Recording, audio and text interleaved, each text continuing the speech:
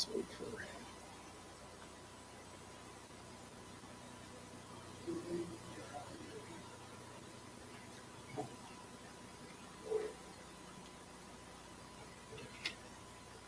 Okay, Dr. Kelly and James. Just want to be sure.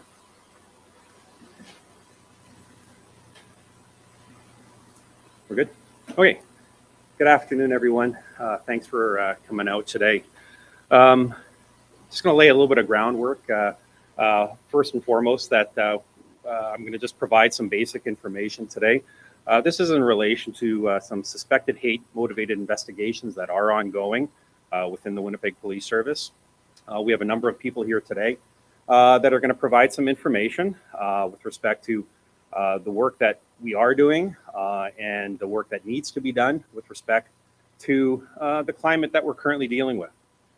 During October 2023, the Winnipeg Police Service has responded to several reports of suspected hate-motivated crimes. Reports have included incidents of property damage and most recently, a shooting within a residential neighborhood. There are four, and again, we want to provide some background. There are four offenses within the Criminal Code of Canada that specifically pertain to hate, and they fall under hate propaganda section, and they are as follows: advocating genocide, public incitement of hatred, willful promotion of hatred, mischief relating to religious property, educational institutions, etc. Where a criminal code offense has been committed and there is evidence it was motivated by hate or bias towards an identifiable group, for example, race, nationality, ethnic origin, language, color, religion, sex, age, mental or physical disabilities, or sexual orientation, the court may impose a greater punishment. We have to keep all those things in mind.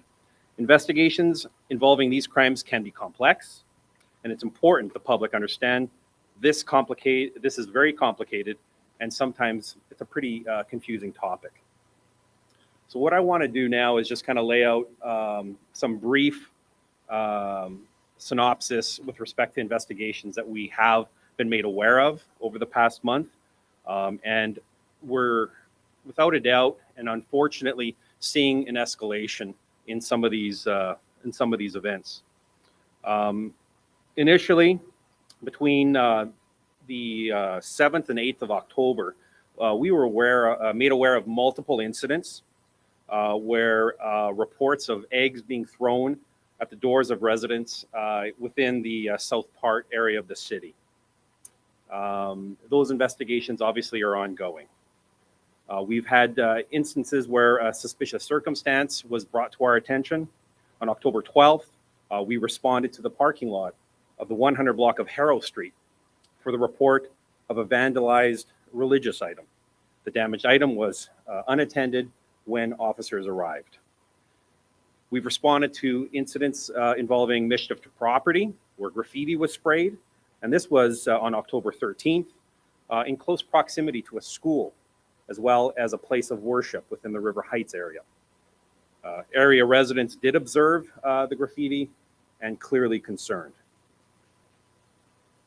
We've also noted multiple incidents of suspicious activity via social media. This would be between October 15th and 24th. These were racially motivated social media posts that were reported to police. Again, we are very concerned and actively investigating.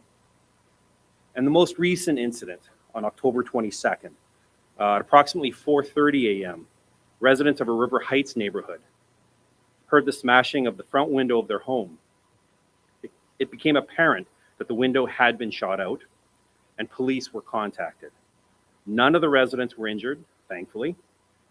However, at this time, we don't have any suspect information, but this investigation obviously is ongoing. Something to note, the residents had a visible religious symbol near the home's front door, and the crime is being investigated as a suspected hate-motivated crime. This investigation is actively being looked into by Major Crimes Unit hate crimes investigators.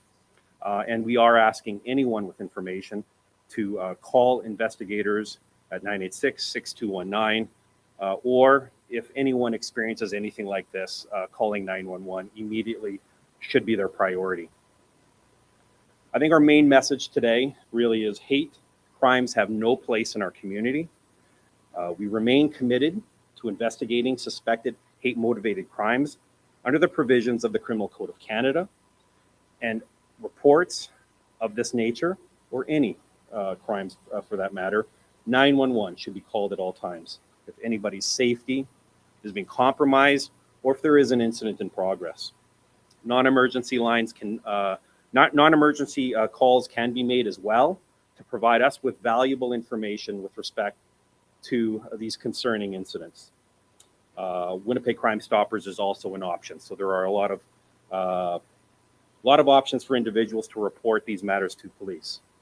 From an investigative perspective, any reports of suspicious behavior, mischief, or acts of violence which may be hate-related will be immediately flagged for a major crimes unit to investigate. The Winnipeg Police Service continues to be vigilant when responding to any calls for service or critical incidents concerning this ongoing conflict, and the conflict that is occurring on the other side of the world is certainly having its impact here. As we all know, it is far-reaching. Today's release, there's a lot of information. Obviously, we're trying to get across. There's a lot of information that we can't share in detail with you. But I think it is really important that as a service, we provide this basic information and the escalation in some of these incidents that we're seeing. Something else that will be shared momentarily by Superintendent Dalal is regarding some upcoming demonstrations as well. And he'll be providing details regarding counter-protests. And again, I just want to get this message across as well. Counter-protests produce conditions that significantly impact the risk to the community. It is causing increased tensions between parties, potential for acts of violence and mischief, and a significant demand on our resources. The Winnipeg Police Service is not asking the community to refrain from peaceful, lawful assembly. Our message is pretty simple. We are asking those who have countering views to a planned event to do so at a different time and location. Let's be respectful of one another at all times. And again, our focus each and every day is to ensure that these matters are investigated fully and hold people accountable for their actions. I'd now like to invite Inspector Jen McKinnon. She is the commander for our Major Crimes Division, and she just has a few words she'd like to say.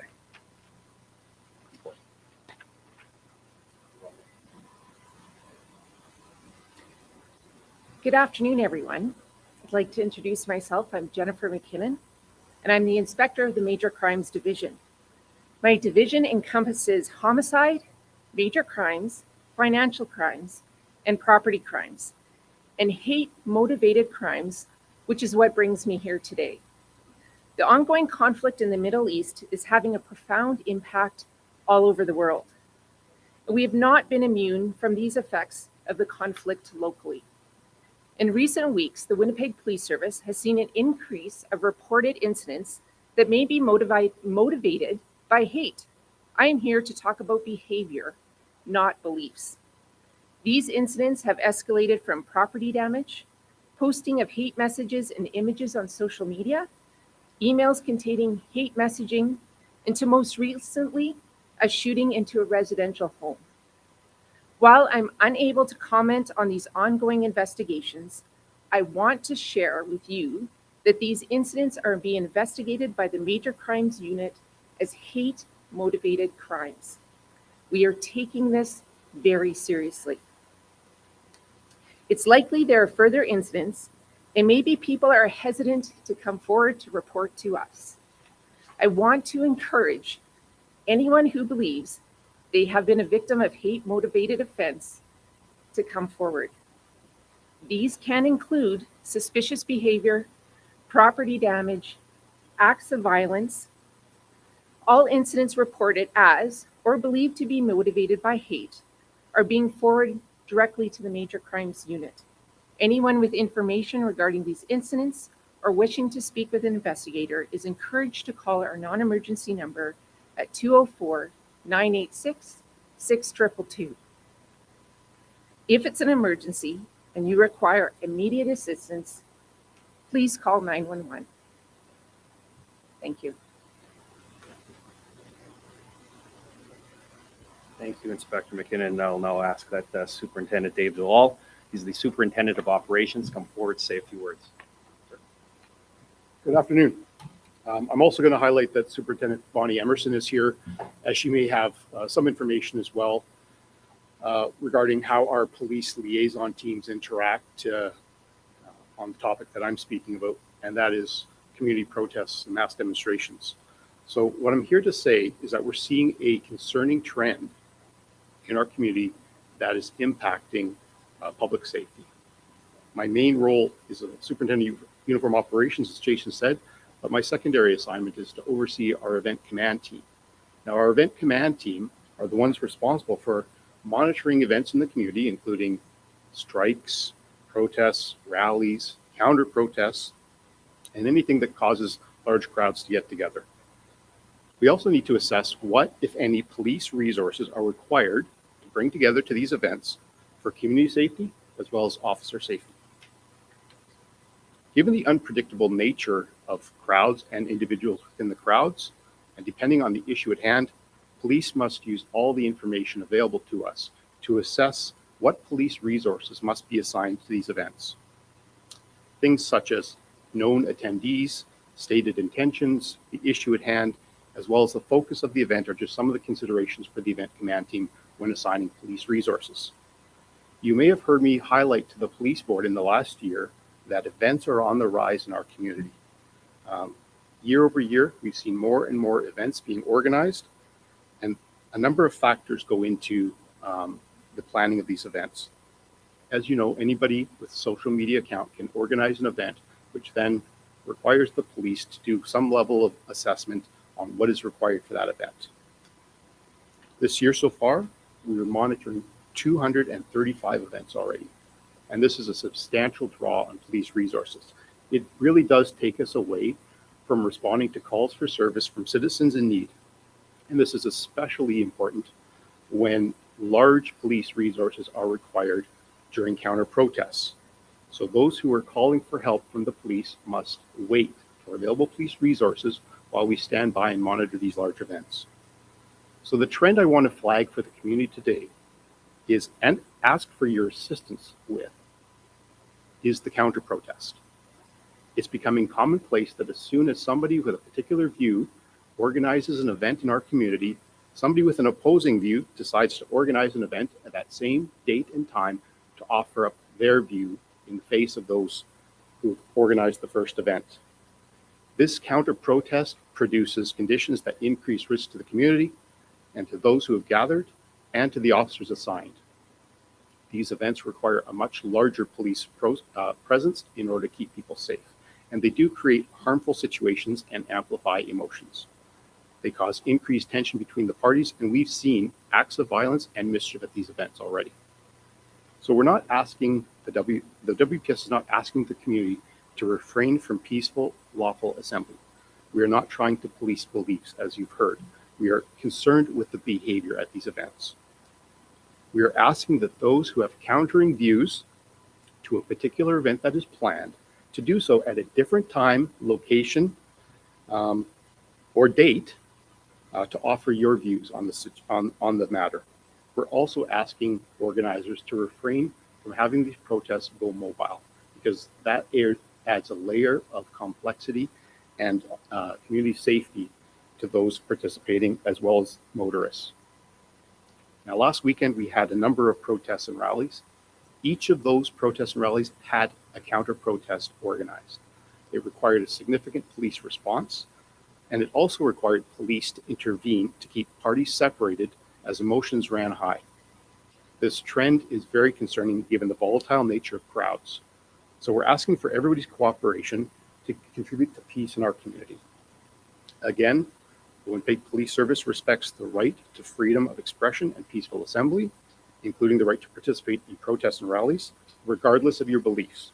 But violence and aggression, both physical and verbal abuse, have no place at these events. We're calling on the event organizers and everyone who wants their voices heard to treat one another with respect. We want our city to be a safe space, and we want everyone to be kind to one another. That is all I have to say at this moment. We've thrown a lot of information at you, and obviously today's release is without a doubt twofold. We will take some questions. We'll do our best to answer them. Please keep in mind that there's a lot of information that we will not be able to provide, but we'll do our best. And if there's something that we can answer for you today here at the podium, myself, the entire PIO crew here will do our best to help you out after the fact. So questions at this point?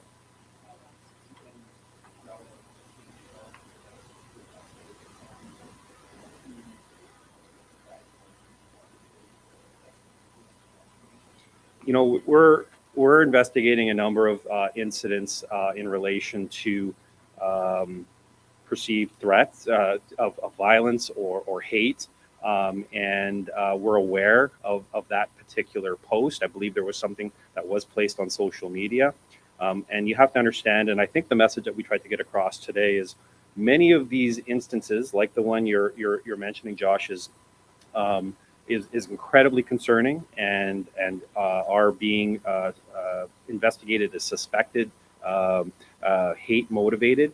But until such time arrests are made and we fully understand who's involved, what their intentions are, you know, we can't specifically identify them as hate crimes, but we are investigating a number of incidents, like you have mentioned, that are hate motivated. You know, again, as a police service, we're incredibly saddened to see this public display.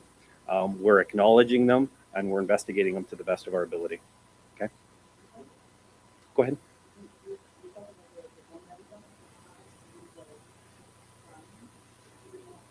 Are you referring to the shooting incident? We're not going to get into the specifics of any religious symbols of any kind today. We're not going to get into those specifics. We are acknowledging that there was a religious symbol displayed at the front of the residence. And with that information, that's where we as a police agency, as investigators, that Inspector Jen McKinnon oversees, they will take that information. We'll look at it and go, okay, this information that we do have does appear to be hate motivated. It is suspected as such, but we have so much information that we have to gather yet. And we are working with this family and other individuals who have been subjected to vandalism, damage, whatever the case may be. And we're doing our best to provide them with the reassurance that investigators and specifically officers who are, you know, we'll call them experts in the field of, you know, hate motivated crimes. And we're doing our very best to hold people accountable for their actions. That's ultimately what our goal is. Yeah.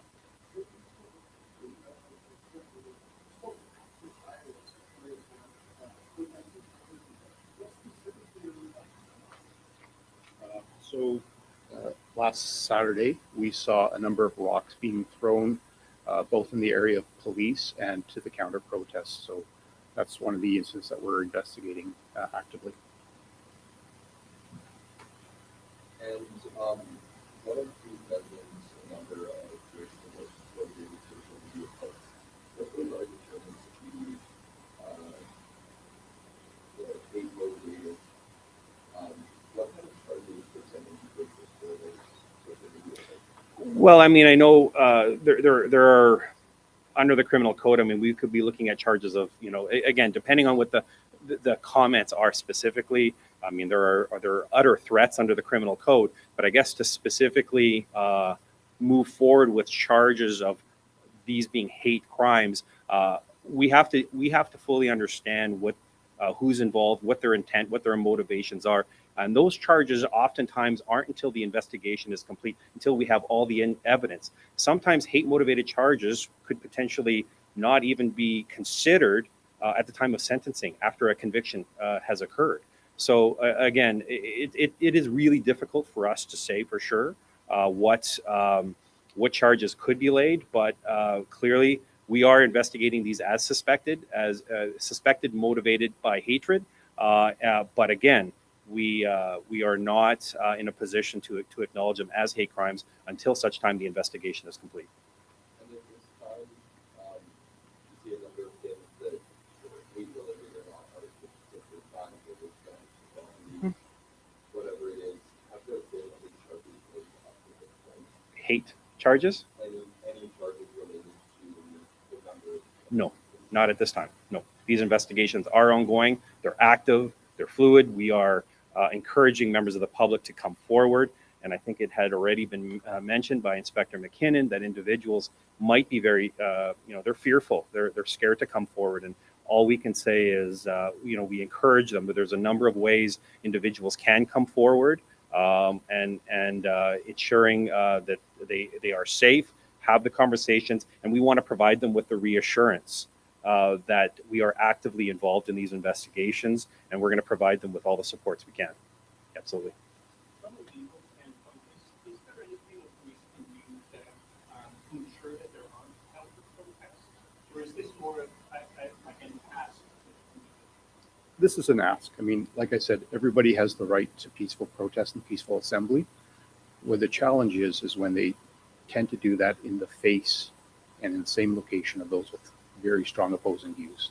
So we're not trying to stamp down anybody organizing anything for their beliefs, any rallies. We're just asking for consideration to do it at a different time and location so that we don't have to put a wall of officers in between those folks who tend to incite each other and work each other up. And I know you said there have been charges made. Are there suspects that you guys are looking at, or you able to say that? So there's ongoing, like from the crowd perspective, there. One of the things we do is obviously try to record as best possible the events.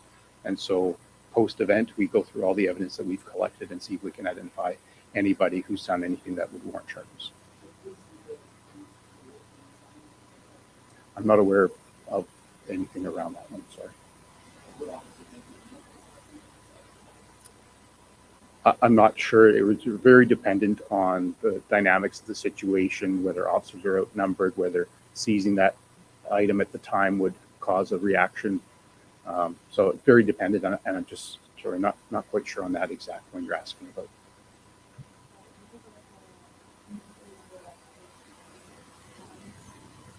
Say that again.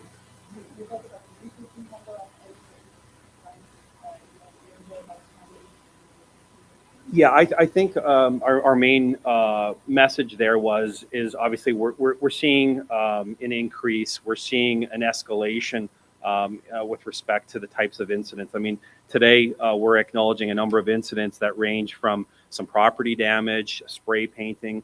We're talking about houses that have been hit with eggs, and then to the extreme of where a front window was shot out. So I think it's the escalation that we're truly acknowledging here, and the seriousness of it, and the fact that we want to provide the public with the reassurance that officers are attending these matters.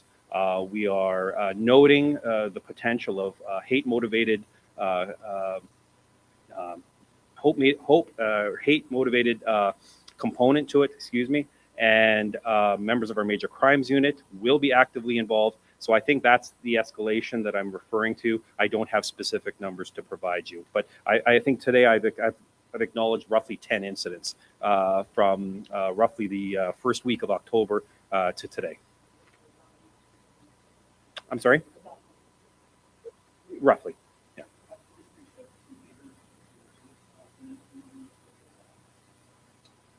Yes, we've been in regular contact with leaders from the community.